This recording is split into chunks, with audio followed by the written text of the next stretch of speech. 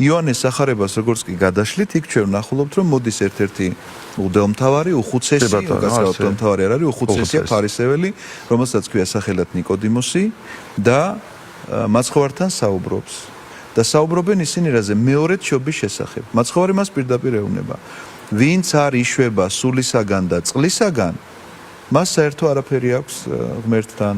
ამიტომაც თუ მე ვარ მორწმუნე და ვკითხულობ სახარებას, გამოდის რომ რაღაცა წესი უნდა აღვასრულო. ამ წესს ჩემი თხოვნა იქნება მაყურებლის აცნებას აღვასრულებ, რაც დამიტოვა უფალ. მე სხვა წესებს ძალიან კარგია. ეს ძალიან კარგია და ახლა მოგახსენებთ რატომ. მეტი იქ არაფერი დავუწერ, ეს ყველაფერი დაიჩესხება დაწერეს. ვითხოვო უბრალოდ თქვენს წინაშეს და მაყურებლის წინაშეს, რომ ამ წესს რიტუალს ნურას დროს ნუ დაუძახებთ, იმიტომ რომ რიტუალური მოქმედება ხანდახან გაუცნობიერებელი მოქმედებაა და ჩვენ ეს არ გვევ, ჩვენ უნდა გქონდეს ეს კარგად გაცნობიერებული. ხო, ეს მნიშვნელოვანი განაცხადია. დიახ, და ნამდვილად უნდა ვიცოდეთ რას ვაკეთებ.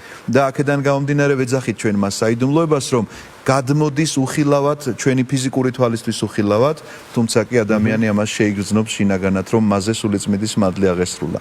ამიტომაც შეიძლება ათმცნებას ვასრულებ. მოდით ახლა ესე დავსვათ საკითხი, რომ ვარ ძალიან წესიერი, პატიოსანი, ზნეობრივად მოწესრიგებული ადამიანი ყველანაირად და ისმება კითხვა, რომ მაშინ რატომ ვერ უნდა ვცხონდე? რატომ? თუ მე არ მინდა ქრისტე, მაშინ გამოდის რომ მან უნდა იძალადოს ჩემზე. როგორი პატიოსანიც არ უნდა. როგორ არ მინდა? და თუ კი გინდა რა გიშლის ხელს რომ შეასრულო ის რაც სახარებაში წერია. არაფერი არ მიშლის ხელს, გარდა იმისა, კიდევ ერთხელ ვამბობ. რატო ვიცით? აი ცოტა ისე, არ ვიცი, ალბათ ეს შორს აგვიყვანს ეს თეოლოგიური კამათი, მაგრამ მაინც სახარებაც ნებისმიერი დაწერილი შემდგომ არის ადამიანების მიერ დაწერილი თავისთავად ცხადია.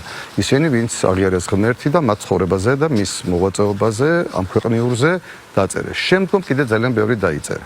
მაგრამ მე ვაღიარებ მას და მის მიერ დაწერილ მოცემულ ამ ათწნებას, რომლითაც მე ხელმძღვანელობ ჩემ ცხოვრებაში.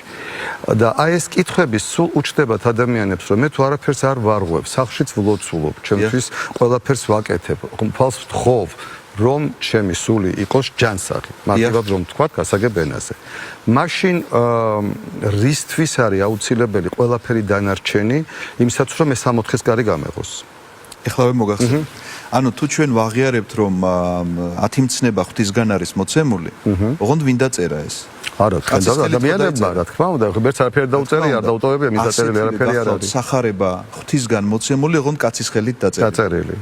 ამიტომაც თუ იმას ვაღიარებ, იმ 10 მცნებას, რომ ეს არის ღვთის მოცემულობა, სახარებაზეც უნდა ვთქვა, რომ ეს არის ღვთის მოცემულობა.